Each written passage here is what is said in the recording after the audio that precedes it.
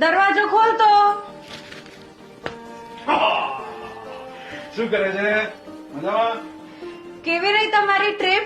બસ જો સારી રહી. મીટિંગ ઉપર મીટિંગ. તમે કહો, પિંકીએ કેટલા તોફાન કર્યા?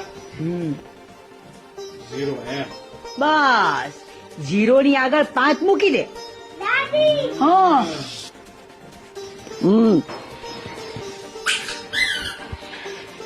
પિંકી, તને કેટલી વખત કીધું છે કે રમીના રમકડા ઠેકાણે મૂકી દેવાના? પણ હું પછી રમીશ ને. તો તેને રમકડા પાછા બહાર કાઢી લેવાના. રમકડા રમીને પાછા ભરવાની જવાબદારી કોની? મારી યસ, આપણો કચરો એ આપણી જવાબદારી. ચલો રમકડા પાછા ઠેકાણા મૂકો. બહુ સરસ શિખામણ આપી છે. હો પણ બેટા, બાળકો જેવું જુએ ને એવું શીખે. એટલે આ તમે સાંજે ઓફિસ થી આવો છો ત્યારે તમારા બૂટ ગમે ત્યાં પડ્યા હોય, તમારા મોજા આમ નાખો, તમારો શૂટ નાખો, તમારી બેગ નાખો, એ બધું કોણ લે? કાં તો અંજુ લે, કાં તો કામવાળા બેન લે. તું ક્યારેય નથી ઉપાડતો બધું. સાવ સાચી વાત છે મમ્મી, કોઈ દિવસ કઈ કામ નથી કરતા. તમે જયારે રસોઈ કરો છો ત્યારે પ્લેટફોર્મ પર કેવું પડ્યું હોય છે? મસાલાના ડાઘા પડ્યા હોય, શાકભાજીના છોતરા પડેલા હોય.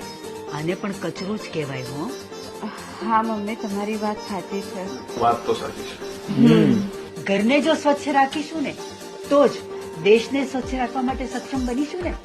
દેશના મહેનતુ અને સ્વચ્છતા કર્મચારીઓ જો આપણો કચરો રિસાયકલ કરતા હોય તો એમને મદદ કરવી એ આપણી ફરજ બને છે.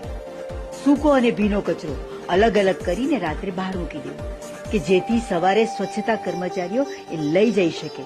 સ્વચ્છતા એ જ પ્રભુતા, પછી સ્થળની હોય, શરીરની હોય કે મનની હોય. આપણો કચરો આપણી જવાબદારી.